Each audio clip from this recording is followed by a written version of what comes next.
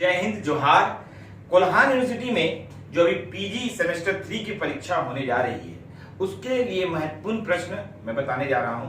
आप लोगों का बहुत बहुत स्वागत है हमारे यूट्यूब चैनल पे। आप लोग हमारे चैनल को सब्सक्राइब कीजिए, आपको सारे पेपर की जो है जानकारी देंगे और जो भी प्रतियोगिता परीक्षा है उसके लिए सारे जीएस के पेपर को और झारखंड को हम लोग कवर कर रहे हैं। तो आप लोग सभी लोग सब्सक्राइब कीजिए और कमेंट्स कीजिए, जो चीजें आप लोगों को जानना है मैं आप लोगों के लिए वीडियो बनाऊंगा।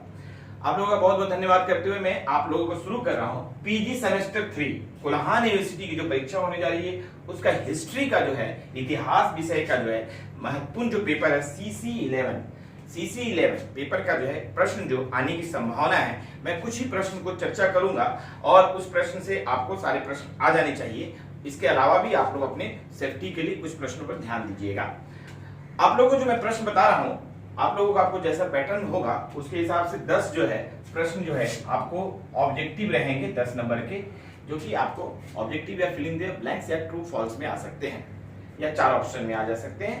ये हो सकता है 10 नंबर का। और जो बड़े क्वेश्चन है जो कि आपको 15 नंबर के होंगे, ये 4 क्वेश्चन रहेंगे 60 नंबर के।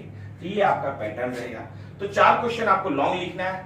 इसके लिए आपको मिनिमम जो 6 क्वेश्चन तो देंगे, 7 क्वेश्चन भी दिया जा सकता है। 7 में से आपको 4 लिखना है। तो अब 4 क्वेश्चन कौन है ये तो बताना बड़ा मुश्किल है, लेकिन मैं अपने अनुभव के आधार पर आपको बता रहा हूं। तो सबसे पहले CC11 का जो प्रश्न है वो प्रश्न है इस्लाम के आगमन के पहले, मतलब इस्लाम के शुरुआत के पहले अरब देश के सामाजिक, आर्थिक, धार्मिक एवं राजनीतिक स्थिति या दशा को बताएं। तो ये बहुत ही महत्वपूर्ण प्रश्न है कि इस्लाम जब आया नहीं था उसके पहले जो है अरब देशों में सामाजिक, आर्थिक, धार्मिक और राजनीतिक स्थिति कैसी थी, इसको बताइएगा। और बताने के दौरान जो है कि आप हर स्थिति को जो है कि आप डायग्राम से ही बताने की कोशिश कीजिएगा।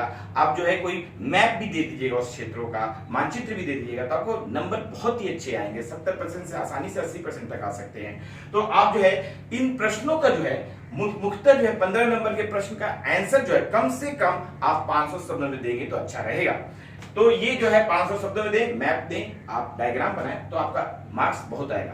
तो पहले प्रश्न हम लोगों ने इस्लाम के आगमन से पहले अरब देश के जो है सामाजिक, आर्थिक एवं धार्मिक दशा को बताएं। ये बहुत महत्वपूर्ण प्रश्न है। दूसरा है कि पूर्व इस्लाम में अरब में बद्दू कौन थे, बद्दू वहां पे कौन थे, उनके बारे में बताना है। अरब समाज में बद्दुओं के रहन सहन एवं आर्थिक स्थिति पर चर्चा करें। ये बहुत इंपॉर्टेंट है। बद्दू जो समाज में रहते थे उनकी सामाजिक स्थिति को और आर्थिक स्थिति को बताना है, जो आपको इस्लाम से पहले के लोग वहां पे इस्लाम के आगमन के पहले जो थे अरब देशों में।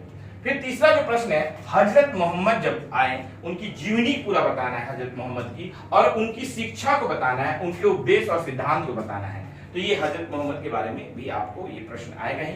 उसके बाद एक महत्वपूर्ण प्रश्न है खिलाफत क्या है, और खिलाफत के उदय के कारण और खलीफा अबू बकर के इस्लाम राज के गठन में भूमिका को बताना है। खलीफा साहब के अबू बकर के जो है इस्लाम जो है राज के गठन में उसकी भूमिका को बताएं, ये प्रश्न आएगा आपको।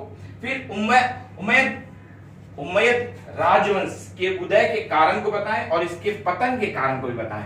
तो उम्मयद राजवंश जो है, उम्मयद राजवंश का जो उदय हुआ क्या कारण थे उसको बताना है और इसके पतन के कारणों को भी आपको बताना है, इसको भी आप ध्यान दीजिएगा। उसके बाद पैगंबर मोहम्मद साहब के मदीना में इस्लाम के विकास में योगदान को बताएं। तो पैगंबर मोहम्मद साहब के जो है इस्लाम के जो विकास में योगदान है उसको बताइए आपको, मदीना में जो उन्होंने प्रयास किया था इस्लाम के विकास के लिए। फिर उम्मेद काल में सामाजिक संरचना और उसमें जो जिमियों और मवालिये और जो दास प्रथा थी उस पर जो है टिप्पणी लिखना है। एक बहुत ही महत्वपूर्ण प्रश्न है, ये आपको भी याद रखना होगा। ये आप कुछ प्रश्न कर लेंगे, इसमें 4 प्रश्न आपको आसानी से आ जाएंगे। उम्मेद काल में जो है, उम्मेद राजवंश के काल में जो सामाजिक संरचना जो थी जिमियों की और मवालियों की, उस पर आपको चर्चा करना है। ये आप पेपर में ये प्रश्न को आप करेंगे तो आपको जो है कि अच्छे मार्क्स आएंगे। इस प्रश्न को बहुत ही इंपॉर्टेंट प्रश्न है, वेरी वेरी इंपॉर्टेंट है, इसको आप ध्यान से कीजिए तो आप लोगों का जो है कि अच्छा मार्क्स आएगा। साथ में जो है आप वहां पे थोड़ा सा डायग्राम बनाइए, थोड़ा जो है पैराग्राफ बनाइए और प्रश्न को जो है निष्कर्ष जरूर दीजिएगा, निष्कर्ष और भूमिका अच्छा दीजिएगा और प्रश्न का जो है सकारात्मक और नकारात्मक दोनों पक्ष को दिखाने की कोशिश कीजिएगा। तो आप लोग को बहुत बहुत शुभकामनाएं। जो लोग सेमेस्टर 3 की एग्जाम देने जा रहे हैं तो आप लोगों की बहुत बहुत शुभकामनाएं। आप लोग थोड़ी मेहनत मेहनत कीजिए और अच्छे मार्क्स से पास कीजिए। बहुत बहुत धन्यवाद आप लोगों का। मैं आप लोगों के लिए बोर्ड छोड़ रहा हूँ, आप लोग CC11 और CC12 का जो है दोनों पेपर को आप जो है क्वेश्चन लिख लीजिएगा। आप लोग बहुत बहुत धन्यवाद।